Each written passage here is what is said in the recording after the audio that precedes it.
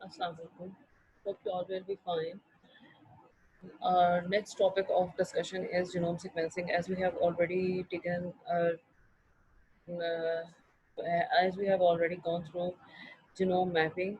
genome mapping के बाद जो है आपका जो फर्दर है genome mapping की जो स्पेशली फिजिकल मैपिंग वाली टाइप थी, उसके बाद genome sequencing की तरफ जो है वो that was ground step for genome sequencing. Physical map was a ground step for genome sequencing. इसके बाद genome sequencing जो है वो की गई. अब genome sequencing क्या है कि इसको हाईएस्ट रेजोल्यूशन genome map कहा जाता है, बिकॉज इसके अंदर हमें जिनोम के अंदर मौजूद जो डीएनए है, उसके अंदर डीएनए का जो डीएनए में जो आपके न्यूक्लियोटाइड्स का सीक्वेंस है और उसके अंदर मौजूद हर तरह के करेक्टरिस्टिक्स हैं, वो जब हमारे पास सीक्वेंस आ जाएगा तो we can figure out the characteristic, इसलिए इसको हाईएस्ट रेजोल्यूशन जिनोम मैप कहा जाता है.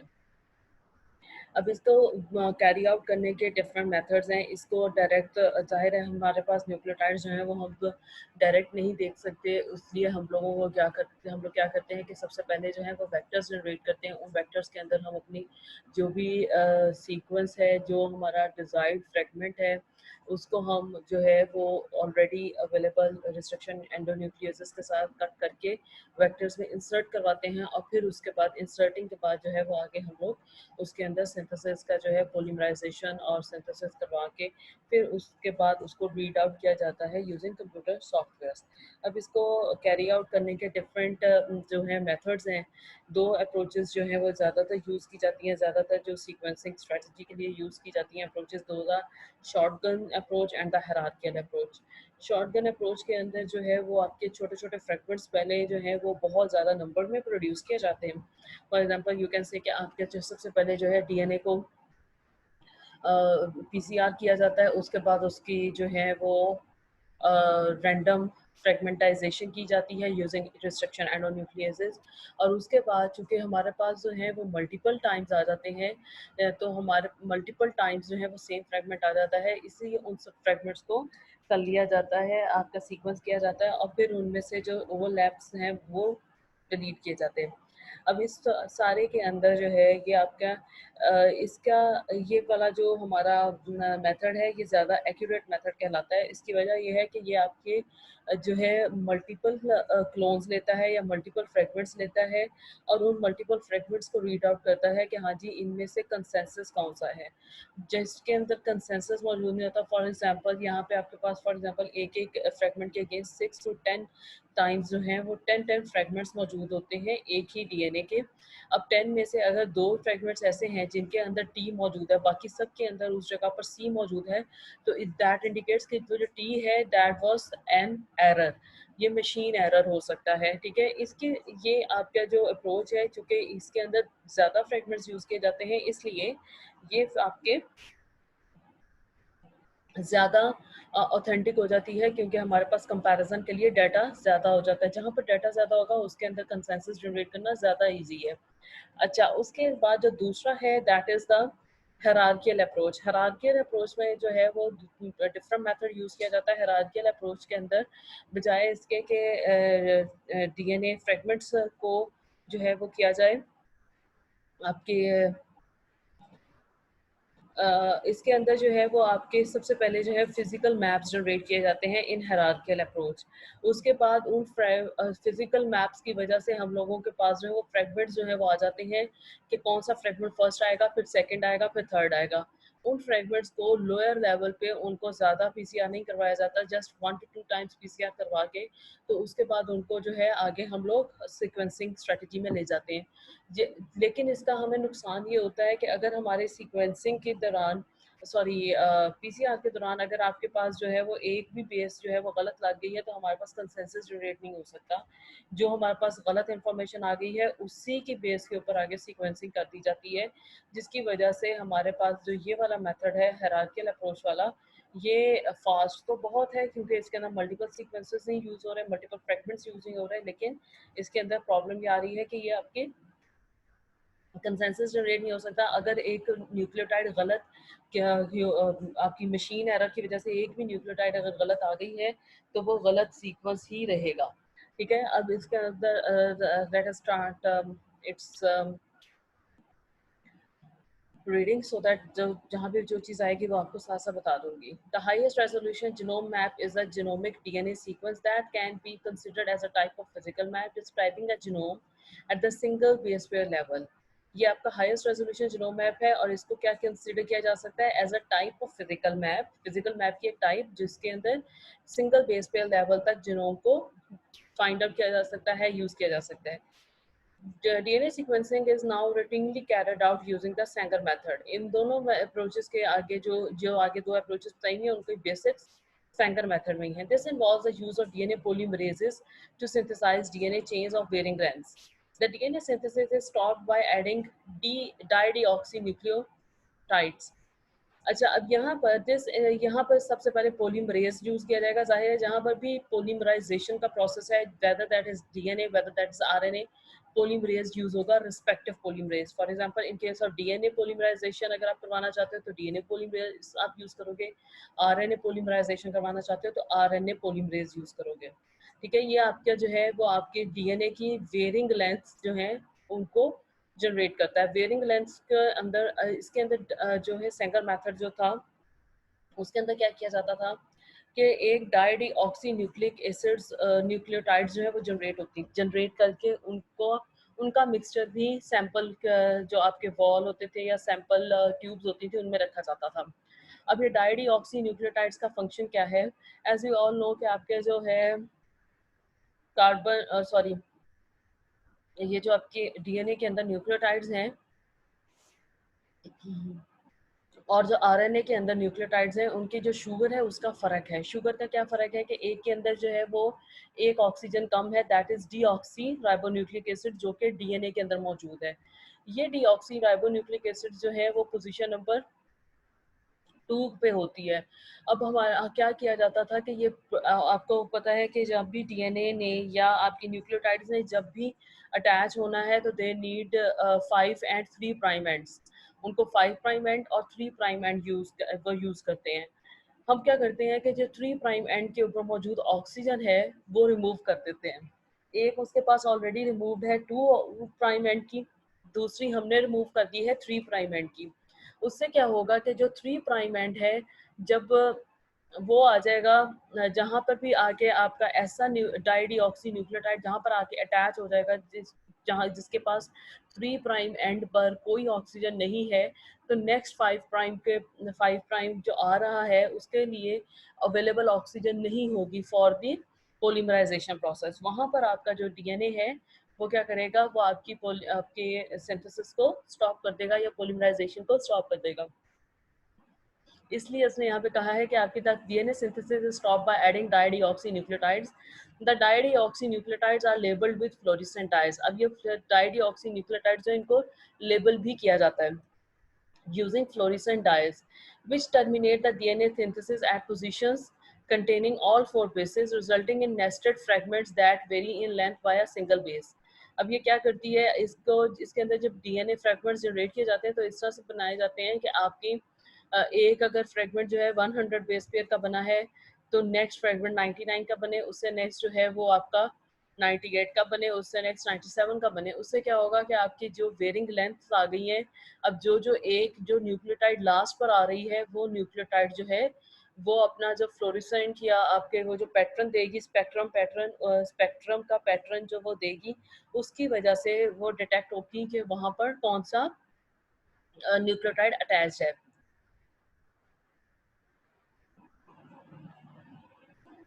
When the labeled DNA is subjected to electrophoresis, the bending pattern in the gel reveal the DNA sequence. अब इसके अंदर उसने क्या यूज किया था, आगे उसने सेंगर मेथड में क्या किया था, इलेक्ट्रोफोरेसिस यूज की थी. जब आपकी ये लेबल डीएनए आ गए उसके बाद इलेक्ट्रोफोरेसिस की तो जो आपकी बेंडिंग पैटर्न आया जाहिर है उसके साथ आपको यहाँ पर उसने बताया कि उसने फ्लोरेसेंट डाई यूज की थी. तो अब जो फ्लोरेसेंट डाई की वजह से जो बेंडिंग पैटर्न आ रहा है वो इंडिकेट कर देगा कि आपके जो डीएनए का सीक्वेंस क्या है, because it is just with the difference of one nucleotide वो फर्क आ रहा है. The fluorescent traces of the DNA sequences are read by a computer program that assigns bases for each peak in chromatogram. ठीक है, अब उसके बाद फ्लोरेसेंट ट्रेसेस जो डीएनए सीक्वेंस के हैं वो कंप्यूटर प्रोग्राम के साथ उसको रीड करता है और उनके पीक जो असाइन होती हैं वो क्रोमेटोग्राम कहलाता है. This process is called base calling. इस प्रोसेस को हम बेस कॉलिंग प्रोसेस कहते हैं, जिसके अंदर कंप्यूटर जो है, कंप्यूटर सॉफ्टवेयर वो एक एक बेस को कॉल करता है और रीड करता है। Automated base calling may generate errors and human intervention is often required to correct the sequence calls. ठीक है, ऑटोमेटेड बेस कॉलिंग्स जो है वो आपके इतने यूज नहीं किए जाते, उनके साथ साथ ह्यूमन इंटरवेंशन यूज की जाती है सो दैट उनके अंदर जो बेस कॉल की करेक्शंस हैं वो की जा सके।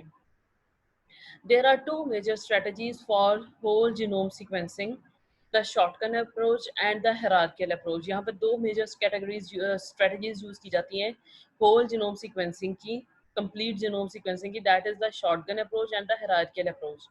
The shotgun approach randomly sequences clones from both ends of cloned DNA. Shotgun approach क्या करता है, रैंडमली सीक्वेंस करता है क्लोन्स को, जो कि डीएनए के दोनों तरफ से, दोनों एंड से हो सकते हैं, जरूरी नहीं है 5 प्राइम टू 3 प्राइम ही हो, 3 to 5 प्राइम भी ये करता है। This approach generates a large number of sequenced DNA fragments, जिसकी वजह से हमारे पास क्या आएगा, बहुत ज्यादा डाटा आ जाता है, large number of DNA fragments आ जाते हैं जो कि सीक्वेंस हुए होते हैं। The number of random fragment has to be very large, so large that the DNA fragments overlap sufficiently to cover the entire genome. Random fragments जो है वो बहुत ज्यादा होने चाहिए इन नंबर, बड़े नहीं, नंबर उनका ज्यादा होना चाहिए, क्वांटिटी ज्यादा होनी चाहिए। अब ये क्वांटिटी क्यों ज्यादा होनी चाहिए, क्या आपका जो डीएनए फ्रेगमेंट है जिसको आप पूरे को करना चाहते हो, आप सीक्वेंस करना चाहते हो, वो आपके पूरे जिनोम को ताकि कवर कर सके, इतने फ्रेगमेंट्स होने चाहिए कि आपके पूरे जिनोम को वो कवर कर सके। उनके अंदर उसकी लेंथ नहीं आ रही, वो छोटे ही होते हैं, लेकिन आपके ज्यादा होने चाहिए।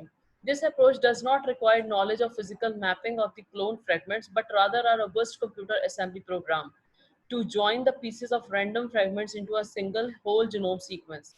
अब यहाँ पर देखो, आपके पास उसे फिजिकल मैप की जरूरत नहीं पड़ी क्योंकि उसने क्लोन्स बहुत ज्यादा बना लिए हैं, लेकिन अब उसको क्या जरूरत है, बहुत ज्यादा पावरफुल कंप्यूटर की जरूरत है, पावरफुल कंप्यूटर असेंबली प्रोग्राम की जरूरत है, ताकि वो छोटे छोटे रैंडम पीसेस को ज्वाइन करे और उनसे बड़ा सिंगल और whole genome sequence बना सके. Generally, the genome has to be redundantly sequenced in such a way that the overall length of the fragments covers the entire genome multiple times. ज्यादातर क्या किया जाता है कि जिनोम को ऐसे redundantly सीक्वेंस किया जाता है, redundantly यानी कि रिपीटली उसको ऐसे सीक्वेंस किया जाता है कि ओवरऑल लेंथ जो है फ्रेगमेंट्स की वो आपके कवर करे एंटायर जिनोम लेंथ को मल्टीपल टाइम्स, एक से ज्यादा दफा, 2 दफा, 3 दफा, 4 दफा, वैसे तो ये 6x टाइम्स एटलीस्ट, कम से कम 6 दफा, ज्यादा से ज्यादा 10 दफा कवर होनी चाहिए।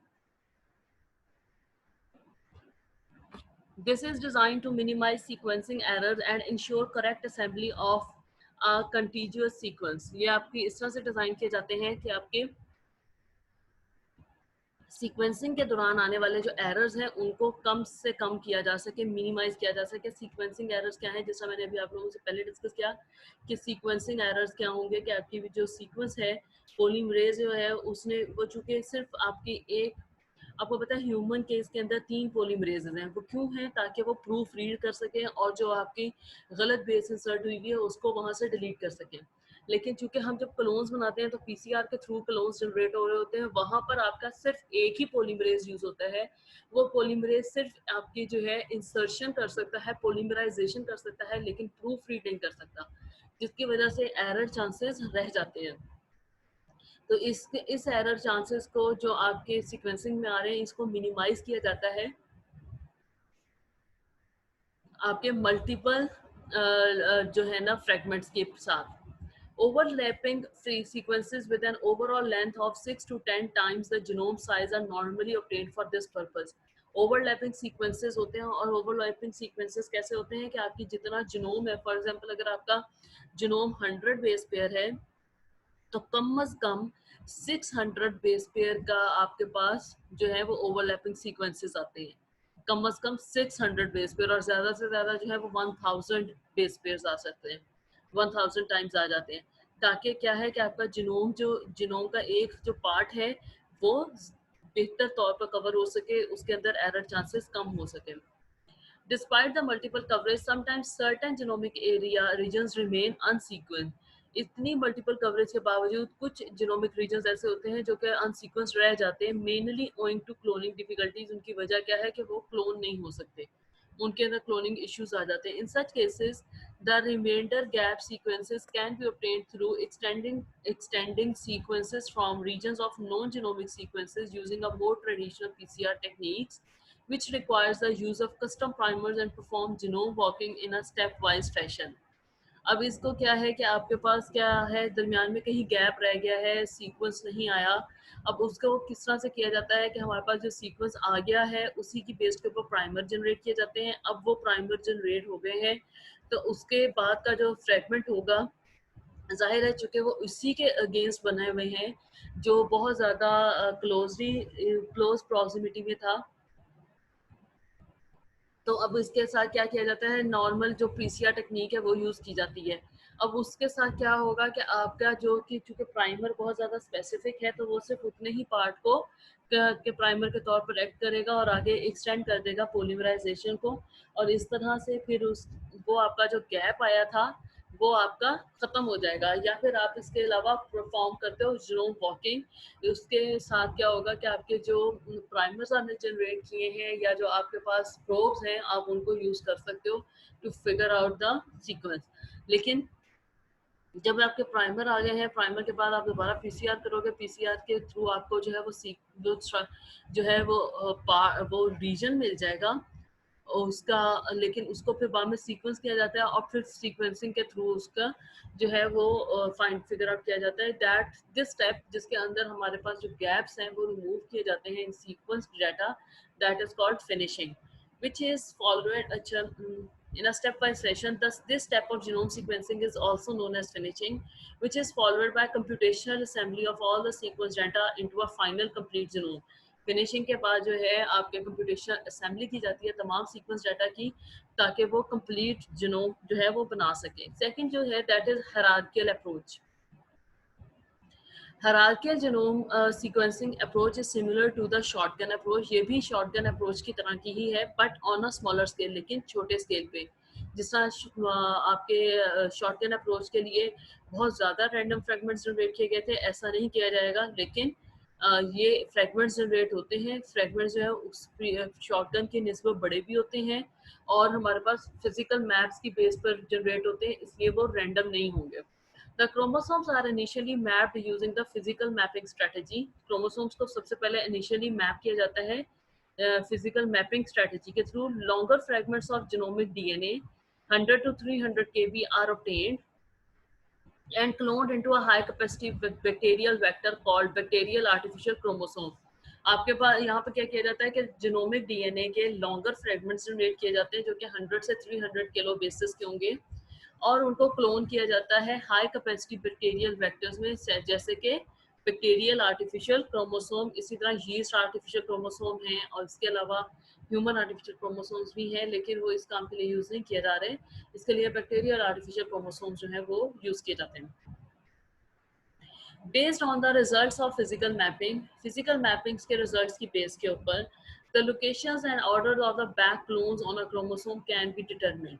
अब चूंकि बैक क्लोन्स जब बनाए जाते हैं, बैक जब बैक्टीरिया आर्टिफिशियल क्रोमोसोम में उसको इंसर्ट किया जाता है तो तभी उनको मार्क कर लिया जाता है कि कौन सा जो है फर्स्ट वाला है, कौन सा सेकंड वाला है, कौन सा थर्ड वाला है, क्योंकि फिजिकल मैप्स ऑलरेडी मौजूद हैं। उन फिजिकल मैप्स की वजह से हमारे पास जो है वो डिटर्मिनेशन ऑफ क्रोमोसोमल पार्ट या क्रोमोसोमल रीजन की डिटर्मिनेशन के कौन सा पहले आएगा या कौन सा बाद में आएगा, वो हमारे पास पहले डिटर्मिन होती है, बस अब सीक्वेंस फाइंड आउट करना रह जाता है। By successively sequencing adjacent BAC clone fragments the entire genome can be covered. अब इसको सक्सेसिवली सीक्वेंस किया है एडजेसेंट साथ साथ मौजूद बैक क्लोन फ्रेगमेंट्स को और उससे एंटायर जीनोम जो है वो कवर हो जाता है। The complete sequence of each individual back clone can be obtained using the shotgun approach. अब जो complete sequence है individual back का बैक्टीरियल आर्टिफिशियल क्रोमोसोम क्लोन्स का, वो आप शॉटगन अप्रोच से भी फाइंड फिगर आउट कर सकते हो। Overlapping BAC clones are subsequently assembled into an entire genome sequence. इसके बाद ओवरलैपिंग जो बैक क्लोन्स हैं उनको असेंबल किया जाता है एक सिंगल जीनोम सीक्वेंस में। लेकिन इसके अंदर भी ओवरलैपिंग रीजन्स थोड़े-थोड़े रखे जाते हैं। उसका फ़ायदा ये होता है कि आपके पास अगर लेबलिंग मिस भी हो गई है, तो आप उन ओवरलैप्स की वजह से सैंपल कर सकते हो। Major differences between hierarchical and the full shotgun approach are shown in figure. ये नीचे फिगर दी हुई है, ये आपको दिखाती हूँ।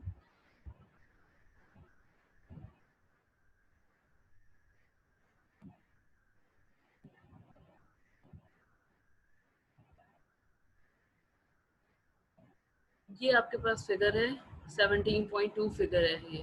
इसमें आपके पास यहाँ पे देख सकते हो शॉटगन सीक्वेंसिंग अप्रोच सारी शो की हुई है और दूसरी तरफ आपकी हायरार्किकल अप्रोच है। अब इसके अंदर क्या है कि ये जेनोमिक डीएनए के बाद ये सीक्वेंस जो आपके पास आया है, ये सारे जो है रैंडम है। और जो यहाँ पर आ रहा है जेनोमिक डीएनए के बाद ये फिजिकल मैप्स जनरेट हुए हैं, और फिजिकल मैप्स के बाद जो सीक्वेंसेस जनरेट हुए हैं वो आपके पास ऑलरेडी नोन है कि वो किस किस के हैं। फिर उसके पास इसका सीक्वेंस जो है वो आपका एक सब क्लोन का सीक्वेंस फाइंड आउट करते हो और उसके बाद असेंबली कर दी जाती है ये ओवरलैप्स की बेस के ऊपर। यहाँ पे ये आपको नजर आ सकता है कि ये ओवरलैप्स जो है वो मौजूद है।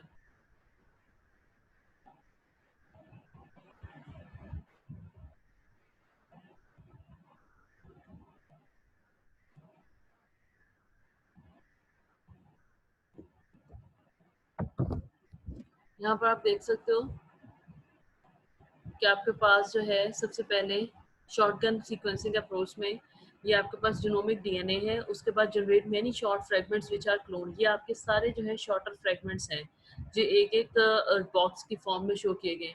अब इन सारों को सीक्वेंस किया गया है। अब यहाँ पर आप देख सकते हो ये TAG ये आपके पहले सीक्वेंस के पास भी है, सेकंड के पास भी है। इसी तरह GGCC सेकंड के पास भी है, थर्ड के पास भी है। ये जो लास्ट में और ये जो स्टार्टिंग में आ रहे हैं ये छोटे छोटे, these are the overlapping regions. ये ओवरलैप्स इसलिए रखे जाते हैं ताकि जब सीक्वेंसिंग करनी है तो हमें इजी रहे फिगर आउट करना। ओवरलैप नहीं होगा तो हमें कैसे पता लगेगा कि किस सीक्वेंस के बाद कौन सा आना है। ये ओवरलैप्स ही हैं जिनकी वजह से हमें सीक्वेंस की अरेंजमेंट जो है वो बाद में पता लग सकती है। अब हायरार्किकल अप्रोच में अगर आप देखो तो जीनोमिक डीएनए, उसके बाद उसको लॉन्ग फ्रेगमेंट्स उसके जनरेट किए गए हैं ये वाले फिजिकल मैप्स की बेस के ऊपर, और उनके बाद इसको जो है वो क्लोन किया गया है। अब यहाँ पर जो क्लोन किए गए हैं वो आप देख सकते हो कि एक एक के आगे एक एक सब क्लोन जो है वो उसके अंदर एक एक क्लोन के अंदर मल्टीपल टाइम्स हैं, बहुत ज़्यादा नहीं है लेकिन थोड़े हैं। फिर उसके बाद उसके सब क्लोन्स को उसका सीक्वेंस जनरेट हुआ है और उसके बाद उनकी असेंबली की गई है। ठीक है।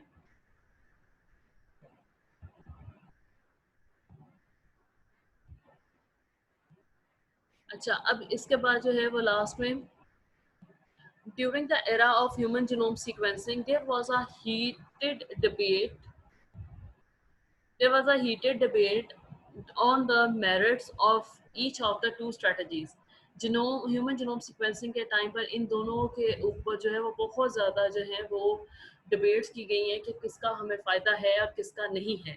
In fact there are advantages and disadvantages in either. दोनों के अंदर कोई ना कोई एडवांटेजेस भी हैं, कोई कुछ डिसएडवांटेजेस भी हैं। ज़ाहिर है किसी न किसी चीज़ के अगर एडवांटेज है तो डिसएडवांटेज भी होंगे।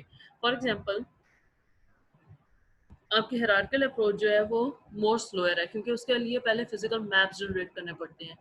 दूसरा ये हमें कॉस्टली पड़ती है क्यों, just due to those physical initial जो आपके क्लोन बेस्ड फिजिकल मैप्स हैं उनकी वजह से। लेकिन इसका हमें फ़ायदा क्या है कि जब एक दफ़ा मैप जनरेट हो जाता है उसके बाद जो होल जीनोम सीक्वेंस असेंबली है वो इजी है और वो लेस एरर प्रोन है क्योंकि उसके अंदर असेंबली के अंदर जो है वो एरर चांसेस कम हो जाते हैं ड्यू टू लेबलिंग। लेकिन होल जीनोम जो शॉटगन अप्रोच है उसके अंदर जो है वो ड्राफ्ट सीक्वेंस बहुत तेज़ी से बन सकता है, लेकिन आपकी जो है सीक्वेंस की जो असेंबली है वो इसके अंदर मुश्किल है।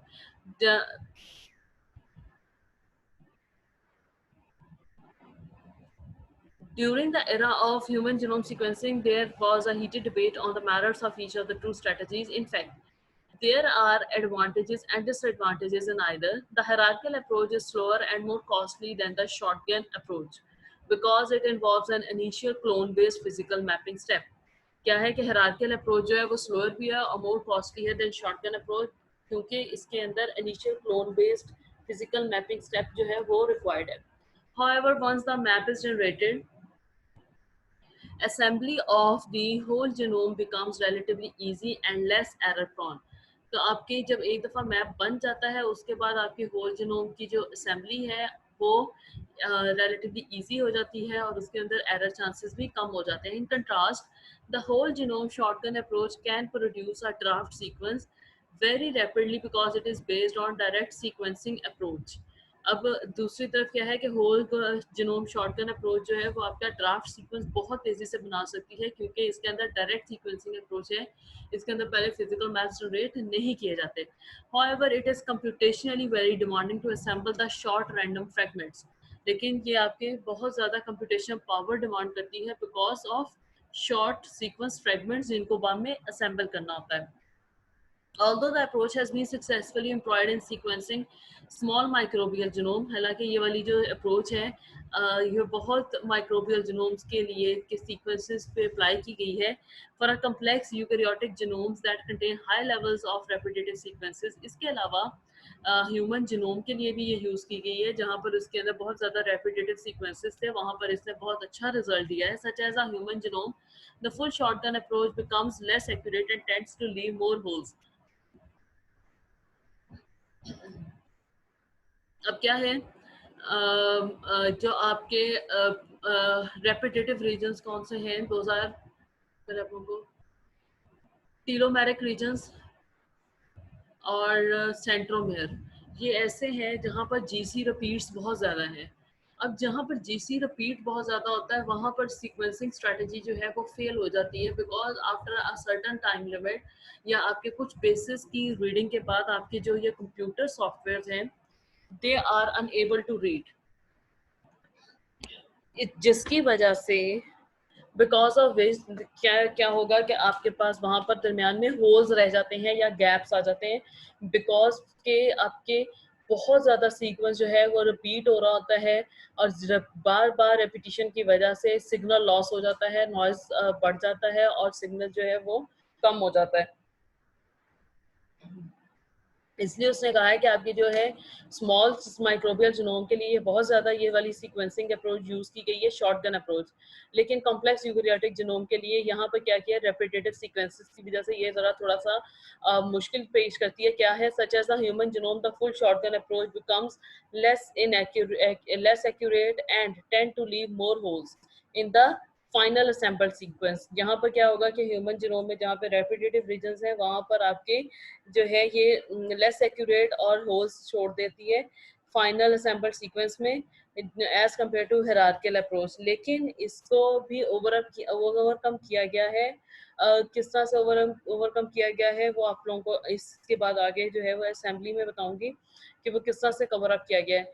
Current genome sequencing of large organisms often use a combination of both approaches. अब क्या किया जाता है कि कुछ जो बेहतर चीज़ें हैं वो हायरार्किकल अप्रोच की और कुछ जो शॉटगन की हैं उनको मिक्स एंड मैच में यूज़ किया जाता है। फॉर एग्जांपल फिजिकल मैप्स जो हैं वो हायरार्किकल के जनरेट किए जाते हैं और जिनोम सीक्वेंस ताकि सीक्वेंस असेंबली इजी रहे और सीक्वेंसिंग स्ट्रेटजी जो है वो आपकी ओवरलैप्स फ्रेगमेंट्स रैंडम फ्रेगमेंट्स वाली जो है वो रैंडम फ्रेगमेंट्स तो नहीं होते लेकिन जो आपके फिजिकल मैप्स के बेस के ऊपर जनरेटेड क्लोन्स हैं उनको ज़्यादा उनकी क्वांटिटी जनरेट करके फिर जो है उनकी सीक्वेंसिंग की जाती है।